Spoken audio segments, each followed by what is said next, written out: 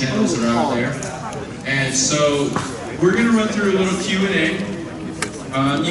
You can talk about any one of those because Elisabeth was like a 3 on all 50 of the questions. And so if you have a question about any of those, programmatic ads, yeah, I don't even know what that is. I'm sorry. Like, there's my -3 right there. All right. So one of the questions we did get, Elisabeth got, and I'll just kind of kick it off with that is it better to be a specialist? Should you be a 3 at like 2 or 3 things and maybe just a 1 on 10 others, or like should you be a 1 across all 50?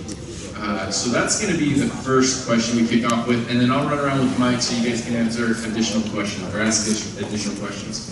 And I also, again, want this to be interactive because some of you are definitely more experts in some areas than I am not, so I defer to your knowledge and depth of it.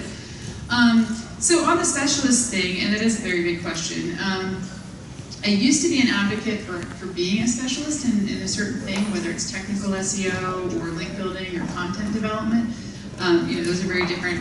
And then again, I kind of mentioned earlier too that to be an expert at the analytics part of paid, you really have to be good on the math side of things for starters.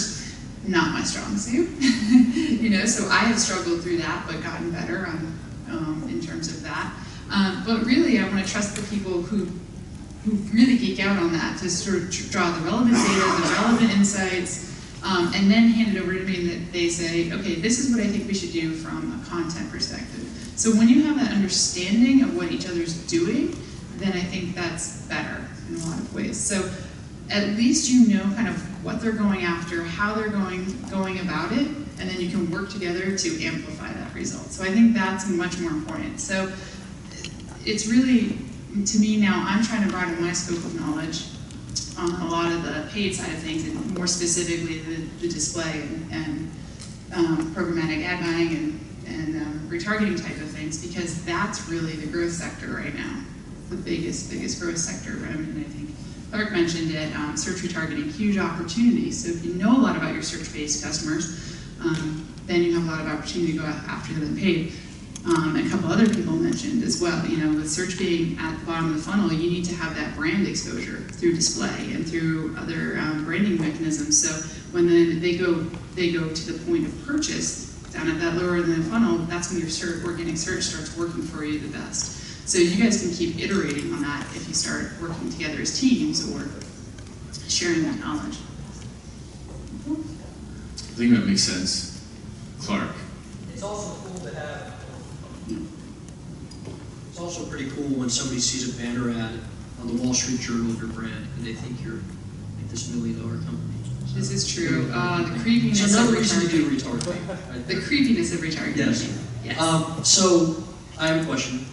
Liz, if you were starting out in digital marketing tomorrow with what you know, what would be the 5, and you had hired people brand new, what would be the 5 skills you would tell them they have to harness immediately?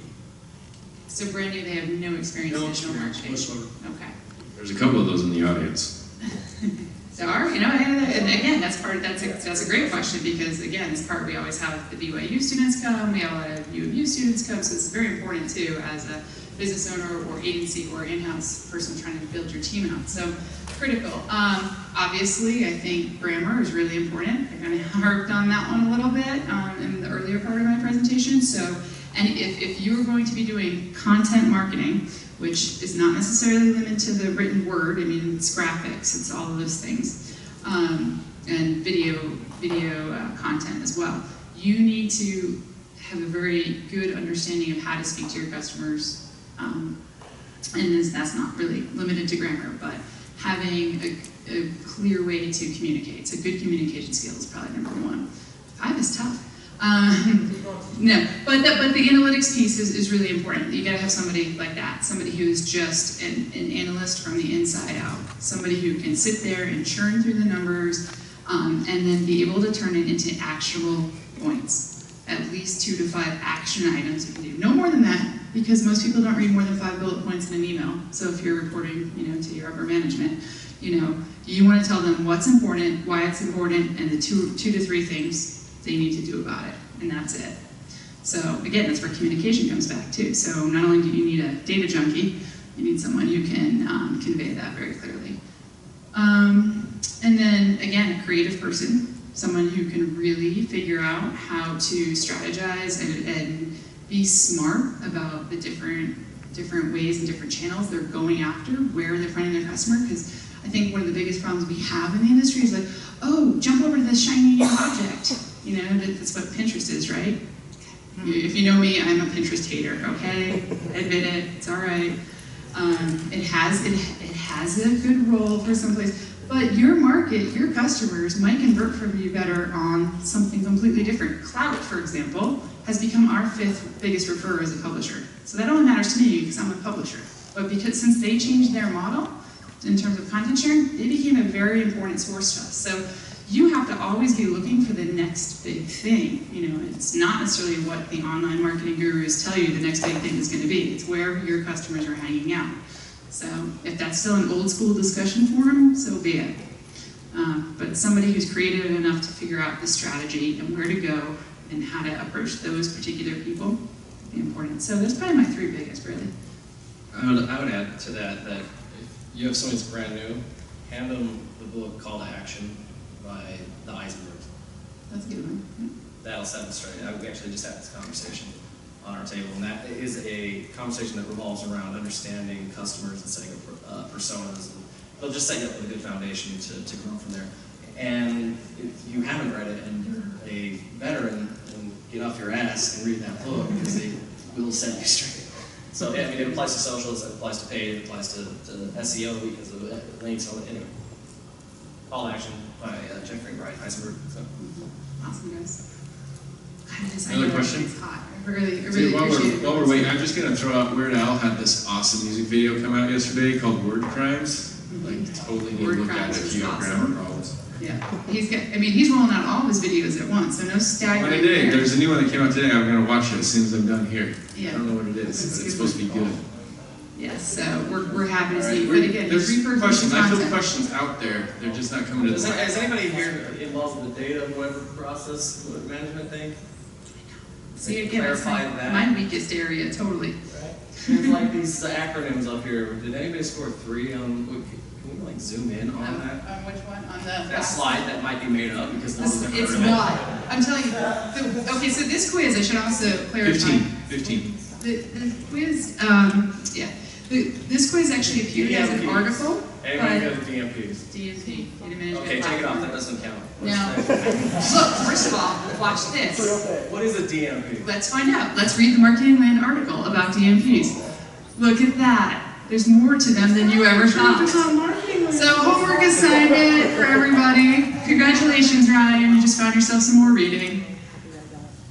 Yes. Read it later. Read it later. Just scroll Just to the say, example. It says every DMP. single one of these You need is to know linked. what it is. So there's no question that data management is the new it concept. Because something about big data. See, I already snoozed about big data. Let's make small data happen. All right. Taking control of your own data, yeah. Like owning your customer data. Owning your customer data and then making actionable decisions based on it. So ding ding ding, we have a gold star. See, look, I know about these things and I just don't even think I know about them. I just it becomes good to know a little bit about everything. See? Any other questions? That was really good. That's it? Really? Keep going. What are some of the other ones? Okay, there we go. I knew there was some out there. Yeah, don't be shy. We're all learning together, obviously. All right, so obviously the best way to learn is through experience, right? I mean, I can sit here and read all day, but until I apply it, and that's not really sink in. So given the fact that I have, certain clients that have certain needs, what would be the best way that you could recommend learning about these different things? I mean, maybe it's just going to be experience, and waiting for that to come, or is there something that you would have done or recommend to just go out and really dig into DMPs, Well, and this is the fascinating thing about being client-side versus client-side being in-house and agency-side being the alternative. Agency-side, you have the advantage of getting to work with a lot of different brands and different customer attribution models too. So whether it's direct e-commerce or lead gen or whatever, you can start testing a lot of different things. So that is the experience level you're talking about. A lot of people do run their own blogs and try to just do experiments on the side. Taking a small AdWords budget, whenever you get an AdWords $100 coupon, and experimenting with that. A lot of people do that on their own. A lot of people try to run their own little mini e-commerce store for their hobby site. Maybe they run an Etsy site and try to promote it through their blogs. Things like that can start teaching you a lot of things to scale up. On the in-house side and the brand side, when you're trying new things, the biggest thing is test, obviously, and how do you get budget for testing? Sometimes people don't put a lot of priority on it. I struggle with that all the time. That doesn't seem important, but maybe we should do that. It'd be good just to even know so I could talk about it, I don't know. But there are some things you can't test in a small budget, right? But you do have to figure out how it might apply to your business first, and then go and run a small test. Even if you have to sort of ask for forgiveness versus permission, because that might be the killer. If you can prove the ROI and prove the conversion on whether it's a $500 test or a $15,000 test, if that's considered small, then that's really the best thing you can do. And it's hard. It's hard when you don't know if it's going to work. You don't know if there's a minimum commitment, financially. So that's a rough one. One of the best things I think I could say would be a lot of in-house people will share a lot of information about when you go up to somebody at one of these events or another national event. Say, hey, I'm in e-commerce, or hey, I work for this brand. Have you guys tried X, Y, or Z? How did it do for you? When you start talking to people and hear their experiences, you do start to get some good feedback, and then you'll also be the knowledge sharer that way. So I think a lot of people in this group, particularly on the pay side, they're not here tonight. The Rick Galans, Robert Brady, all the Chapacata guys, all those guys, are always talking to each other. They're competitors. They talk to their competitors of PPC agencies, and they share war stories with each other. So it's not necessarily as competitive as you think that way. You learn a lot from your enemies. So frenemies, yes, make frenemies. It's important. I would just add, so Elizabeth had a really good point. Go make your own site, or find a friend or family member who has it, and go play with that yourself. It's one of the best ways that you can learn. You will be able to get into probably, I'd say, 80% of the items that she had up here on this list that you can take a small budget and apply to. For the larger ones, that's a little bit harder, but it at least gets your foot in the door for a lot of those. The other thing is, if you're at an agency, or even if you're in-house, either try to do a little bit of a job swap, or shadow somebody else who's working on those items. So if you know that you have somebody who has a client who's doing retargeting, you're really interested in that, go ask to shadow them. Maybe you don't have the experience to actually do all of the strategy and presentation behind it, but more than likely, if you're willing to put yourself out there, they'll say, yes, you can help me, here's how we're going to do this, and they'll teach you how to do that as they're putting it together for their clients. And that's a fascinating thing too.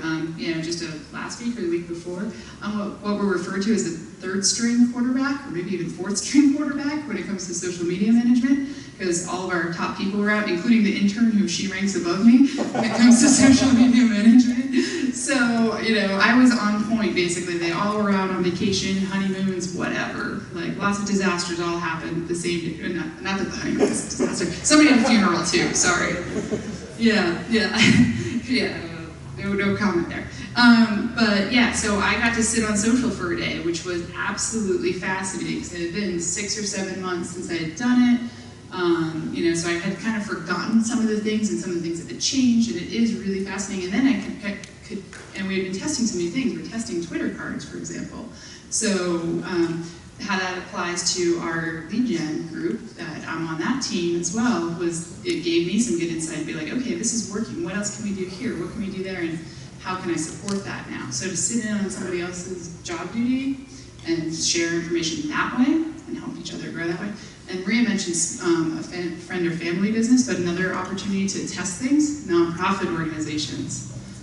Obviously, we're kind of a nonprofit organization that should be doing these things, and we are doing these things for ourselves, but there's obviously a lot of good causes that need help, and need people with digital skills to run websites and run social. So, one of the last things that I'll just add to this question is that I had the opportunity to I was running social, I was running search, but I wanted to get more involved in kind of the email side as well as kind of the marketing automation, and so I figured out where the connection between social and email marketing could be, And then I went and spoke to the email marketing guy at my company and said, hey, I'm looking at doing something like this. I need to get more involved in what you're doing here. And then all of a sudden we just started chatting it up and we became really good friends. And then we started getting more in line and doing processes together and figuring out how announcements work between social and email at the same time, and how we're tagging from people that are coming into social so that it marks them differently in the marketing automation. And then all of a sudden I really just kind of interjected myself into that conversation, did a little bit of research at first, and then went and talked about it. So if you have kind of a larger brand that has different departments that are managing this, then find a way where you can interject yourself from an SEO side or from a social media side or wherever you're working on. Figure out a way that you can do that. Business intelligence is kind of how I got involved into that. And so I've been able to touch a lot of different points because I kind of interjected myself into the conversation and said, hey, I need to know this from an SEO side of things or a social media side. And that really helped. The other thing is, like, you look at some of these and really honestly, you're not going to touch it unless you're with a big brand. Like data, what is this called? Data management platform, data warehousing. Like, you're just not going to really deal with that unless you work for a large brand. And so that's just maybe part of the deal, but don't stress it. Well, and I mean, if you do make a career shift, I just want to say, if you do make a career shift, you basically go to a boot camp of sorts. You know, if you've not had exposure to that, if you go from a small company to a big company, you will learn it very quickly, like in 30 to 90 days of time. So, you know, don't be afraid of. So what I was going to say is to, you know, try and help somebody in the room. I don't know. This quiz hopefully brought up some things that either people are weak at or reminded you of some pain points that you've been trying to solve for. So is anybody going to be brave enough to say, hey, you know what, this reminded me, I'm having this issue with one of the things that came up. If you guys could help point me in the direction of, you know, some resources to help solve for it, or, you know, I have some questions about it. Is there anything on there that maybe you just wish you could get better at, or have specific pain points you want to discuss? I don't think we have enough time here. Yeah. I know, exactly. The Well, yeah. number one thing, Well, other than, I need to rank number one in Google. And one of the fascinating things, I keep, after every SMX conference, I review the 500 questions from the attendees, the ones that are asked by attendees. So the types of things that keep coming up again and again, I mean, it's a lot of the nitty-gritty stuff. So, I mean, that's again what this group is for. So when you say, hey, you know, I had this problem where I got this manual link warning or whatever, this is the type of group where you can ask that stuff. Which I will point out, it is interesting that link building is not on this quiz. And I can only blame the author of the quiz, which is David Rudnitsky. He's a genius guy, but I'm only guessing, because he comes from the paid side. He runs 3Q Digital, right? So I'm only guessing that he absolutely hates link building with a passion. Like, just so much that he won't even cover it, which is kind of sad, because some of us love it, right? And we're good at it. So it's those types of things that tend to be like, oh, I'm having a problem with my device targeting or whatever. That's the type of thing you guys should be asking. So I think opening that up to people is important. Any other questions? I would just say, if you guys do have something up here that is a topic that you want to learn more about and you think would be a good topic for future SLC SEM, just email the board members, and we'll see if we can bring in experts on those topics for you so that we can explore those more. so on that note, you can always reach out, info@slcsem.org or events@, or whatever. You know, just reach out to us with any feedback. We had somebody on Twitter today talking about dogs. I don't know if Paige did that. There was somebody else talking about having like an event where people can bring their dogs out. And I said, hey, if you have enough support, I'll do a strut out event. I don't care. It's like, you know, we serve you guys. Reach out, let us know. We'll see what we can put together. Well, it's a like- Liberty Park or something. Like you said, marketing automation, that was one of the ones you had planned and coming up. Yeah, that one's going to be good. Hopefully we can get Marco out here. If not, I think we can get some backups from other. We got some leads. So yeah, we got some good stuff It'll coming. be Our good. whole goal here is to help you be more successful. Like we were talking about on our table, you know, search used to be this like constant grab for traffic, right? Back in 2002, it's like, oh man, I just need to get traffic. It's like, oh, I'll get you ranked for any Cornucopia nude, and you'll get traffic, but you're not gonna sell shit. I mean, come on. So it's now kind of evolved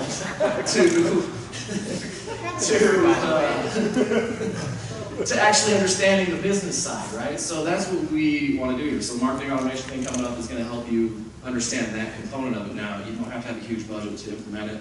Obviously, the Black Hat event's going to be a lot of fun. And the CMO panel, what we're hoping to do is have a panel of peeps that are, Ancestry.com, Domo, or some of these And other those things, CMOs, they know why search is important, they just don't know what they don't know about it. And they're going to tell you how to communicate with them. From the executive level down, what do they really care about and why? So that's the goal of that. Anyway. Cool, all right. All right, if there's no other questions, let's give Elisabeth a great round of applause. We appreciate it.